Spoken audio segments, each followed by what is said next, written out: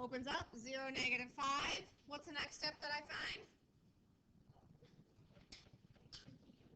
So we find the vertex, which is negative b over 2a. And what did you get? Negative 1. And y then is going to equal 2 minus 2, negative 7. So negative 1, negative 7 is your vertex. Do you agree? X equals negative 1 is your axis of symmetry. So careful when you do axis of symmetry. Some of you guys just told me that the value. Remember, it's really important that you write it as an equation of a line. Okay, negative 1, negative 7 opens up 0, negative 5, which means negative 2, negative 5 is your partner point. Okay, method 2. What form is that? Intercept. So we know it points up, and we know our intercept. So here's another place where some of you made a mistake. How do you write the x-intercepts? 3, 0, and... So what I saw on the quiz was that you were flip-flopping them. You'd say 0, negative 3, or 0, 3, and 0, negative 5. Remember, these are x-intercepts. So make sure that you have the 0 as the y value. Okay, so our vertex is going to be in the middle. 3 plus negative 5 over 2 gives me negative 1 as my x value. Would you agree?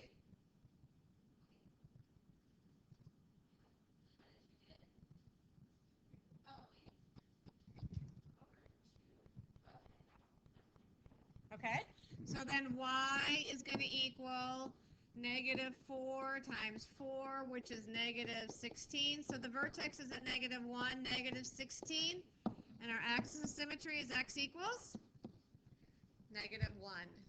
So that's kind of a low down one. Negative 16 we'll just say down here. So 5, 0, 1, 2, 3, 0. Negative 1, negative 16. So call this negative 16. All right, and what method is this one? Standard form, but there's no b, right? And in the no b, what do we know? The y-intercept is the vertex. So our points down, 0, 6 is our y-intercept and our vertex, which means x equals 0 is our axis of symmetry. So 0, 1, 2, 3, 4, 5, 6. That means we create a point and we flip it. So, for example, x could be 1, and we'd get 4. So that means negative 1, 4 would be our partner point.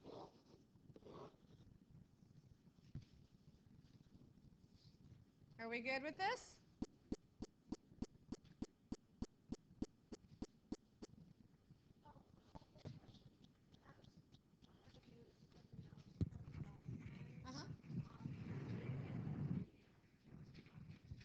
So I click on the part that says take me to the link.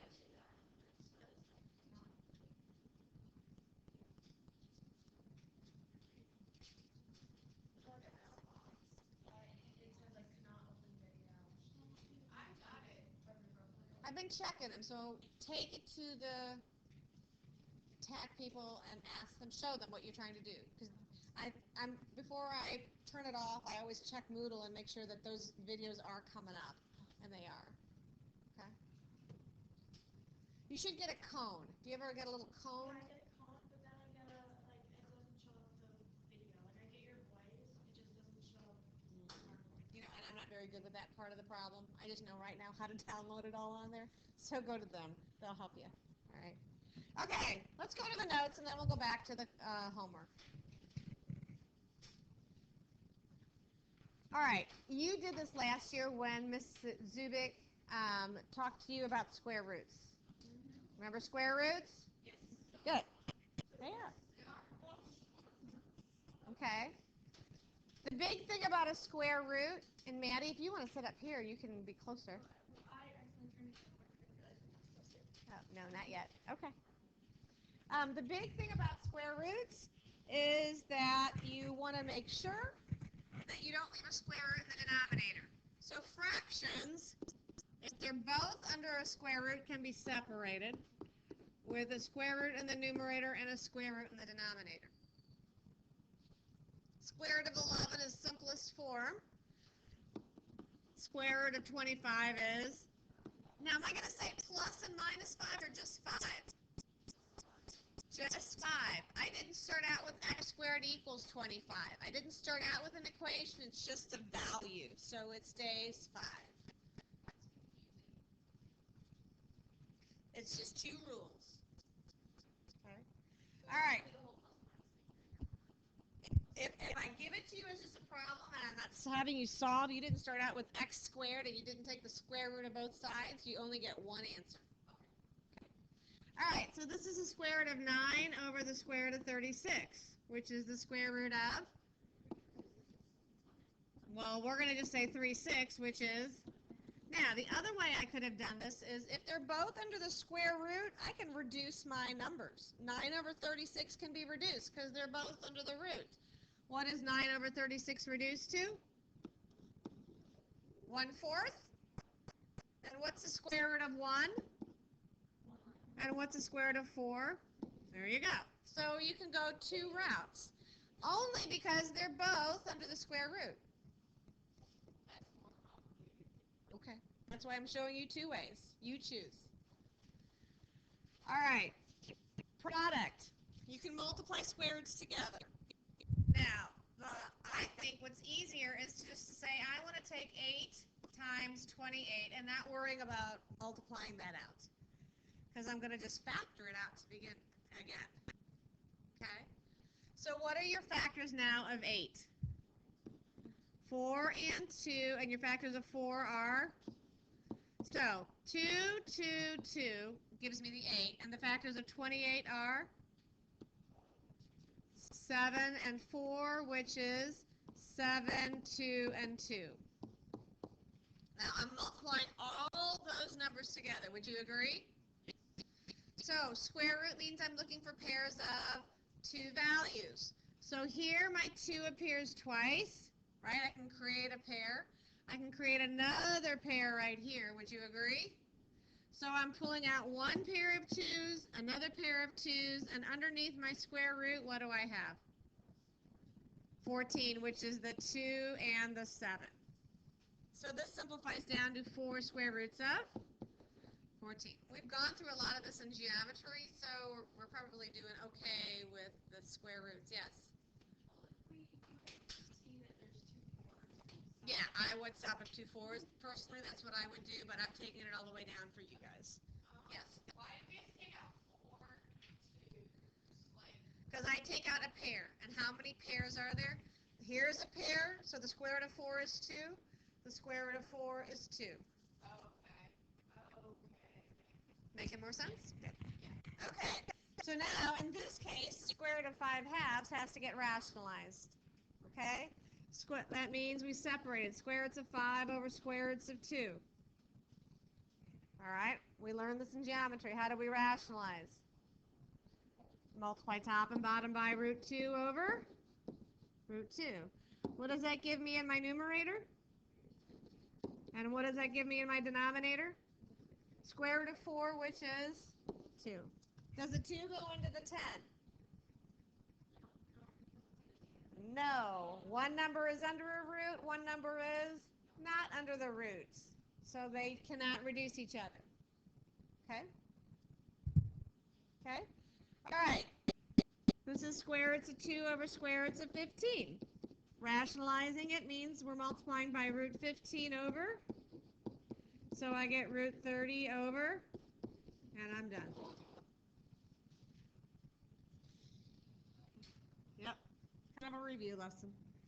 Rationalizing this one means I'm going to multiply by square roots of 5 over square roots of 5. Agreed?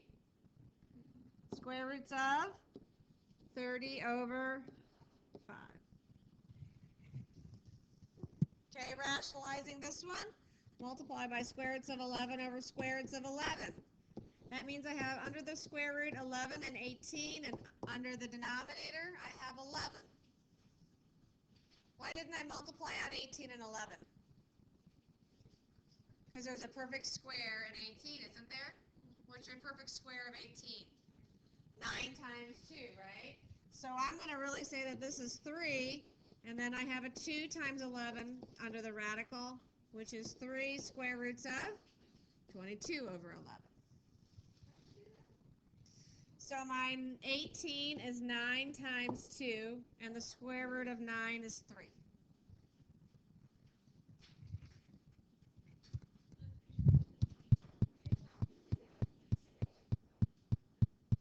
Pardon me? You can, and then factor it back out. Sure. Okay, so conjugates. So here's where it changes a little bit. First part was review. Now we're going to go a little further.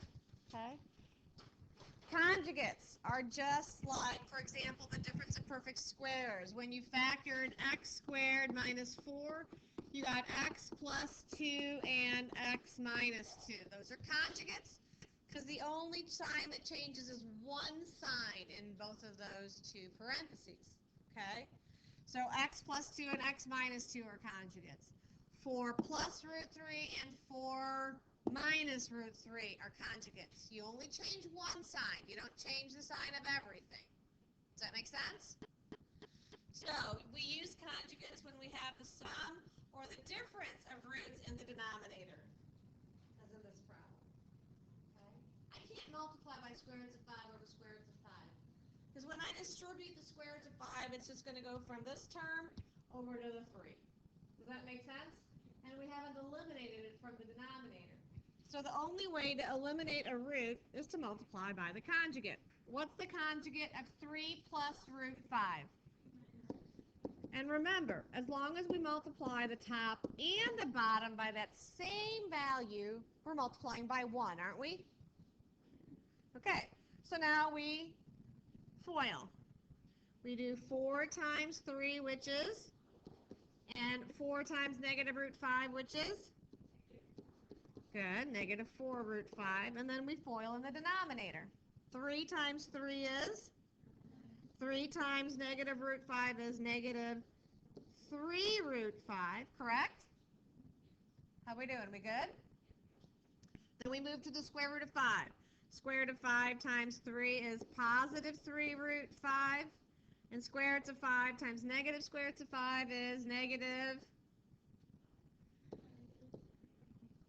square roots of 25. But what's the square roots of 25? 5. Okay? And see, what you notice now is that if we've done this right, in the denominator, the square root terms drop out. Because one is a negative and one is a positive. So that leaves me with 12 minus 4 root 5 over what's 9 minus 5?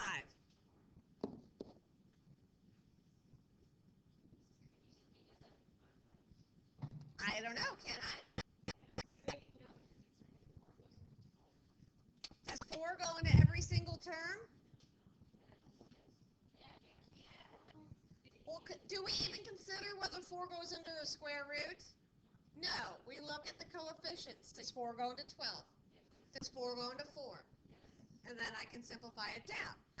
How does it simplify down? Well, I'm left with 3 minus root 5 over 1, which is just, right. Do I ever want to leave a negative sign in the denominator? No. Take that negative and pull it up through the numerator. Don't leave negative signs in the denominator. In other words, if I got negative 4, this would have been negative 3 plus root 5. Does that make sense? All right, what's my conjugate that I multiply through by here? Good. And so we distribute. What do I get in the numerator?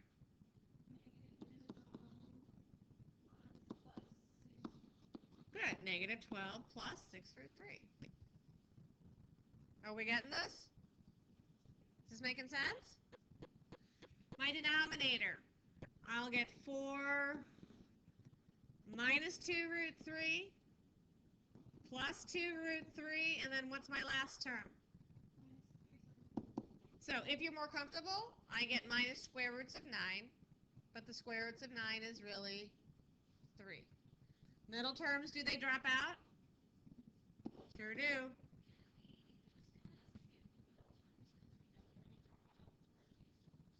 Do it, because we're going to do it with eyes later on, and it's just good practice. Okay. Eyes, yeah. Imaginary numbers. Right. All right, what's 4 minus 3? All right, so really this is just negative 12 plus 6 root 3. Do I need the 1 in the denominator? Okay.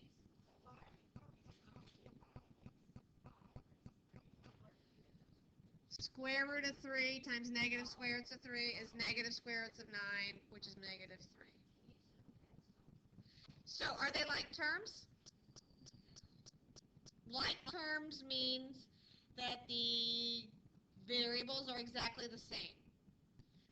And in this case, we treat square roots like variables.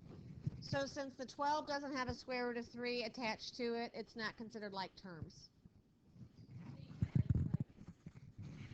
Is it set equal to 0? So it's not an equation. I mean, I guess if you wanted to, you could pull out a 6, but you don't need to. Okay, why don't we try, let's just have you do one on your own. Do this one down here.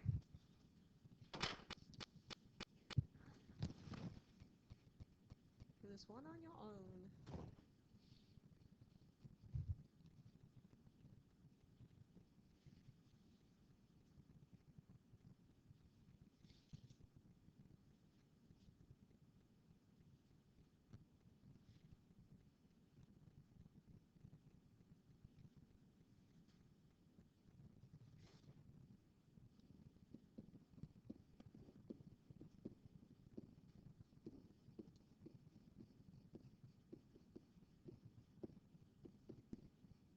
This one's a tricky one.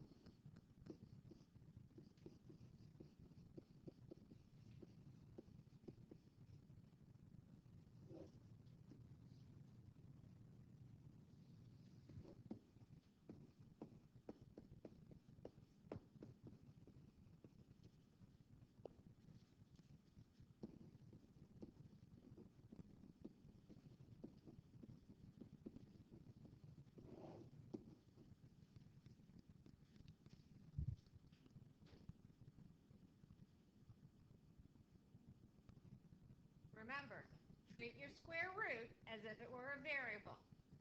If what's under the square root is different, then the terms are not like terms. Grace?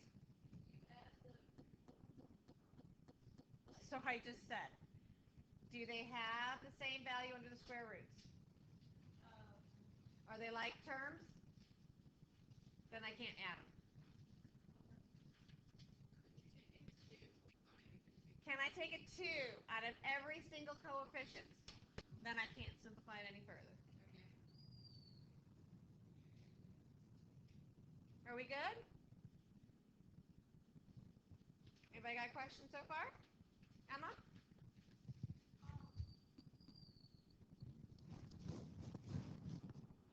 Okay, so when you multiply negative square root 2 times positive square root 2, you'll get negative. You get negative square roots of 4, which is negative 2. Yep. Okay, next page. Solve the equations. Okay. Notice it says solving, and notice I'm going to have to take the square root. So in this case, how many answers do I get? Because I'll get a plus and a minus when I take the square root. It's an equation. Therefore, I get 2 answers. Other problems, they weren't equations. Okay? So, solving the equation, you want to first isolate the squared term. Whatever squared needs to be isolated. Then you want to square root both sides. And then you want to simplify. Don't forget you have a plus and a minus as your answer. So follow your order of operations as you go through and isolate your squared term. Okay? In the first one, what would I do to isolate the squared term? Is it isolated? Is the squared term isolated? Well, there's only one term, right? This is a term. Is it by itself? Versus like this one over here. Is this one by itself? It is. But now I need to solve for x squared, right? So what do I do now? Divide by. So x squared now is equal to, I think that's 16, isn't it? Take the square root, and what does x equal? Plus and minus 4.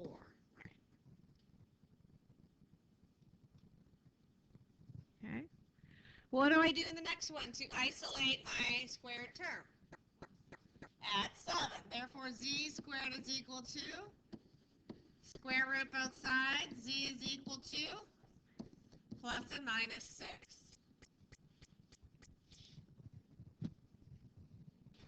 Okay. So this is always going to be a confusion for y'all. There will be invariably one person who will really try to do this the hard way. Okay? Is this term isolated? Is the squared term isolated? In other words, I'm not adding or subtracting anything, am I? I'm not adding or this right here is squared. Am I adding or subtracting anything to the side of that? Okay. So can we say that it's isolated? Okay. What do I still need to move though? Okay. Not a pretty number. Leave it as a fraction. No decimals at this point. Okay? This is no different than if I just gave you x squared. I need to get to my x.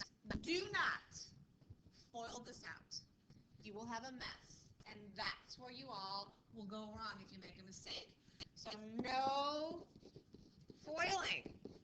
Because you get x squared minus 4x plus 4. Well, I just went from an x appearing in one spot to now it appearing in 3 spots. 2. Okay? So no FOILing. So, how do I get to my x inside? Take the square root. Exactly. Take the square root of x minus 2 squared. Take the square root of 40 over 3.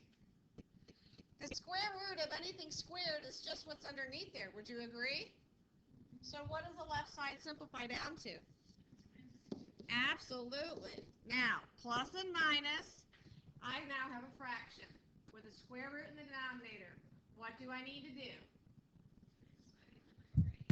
Okay, so I need to rationalize it. So I'm going to get the square root of 40 over the square root of 3, and now I'm going to simplify it by rationalizing it.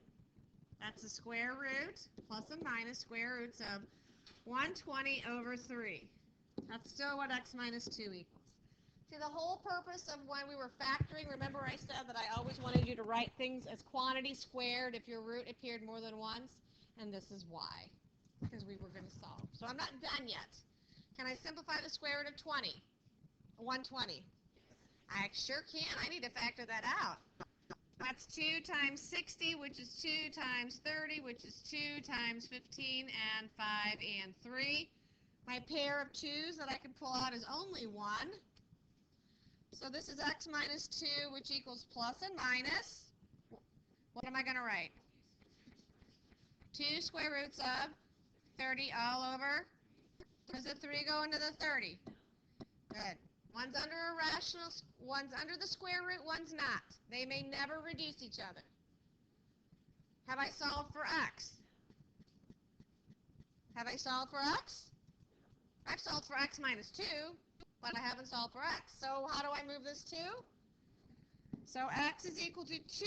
Put it in front of the plus and minus. 2 square roots of 30 over 3, and I'm done. Follow that thought process? It is long. It is. But it's like solving an equation. You go for the x squared, or the x term. You eliminate everything else.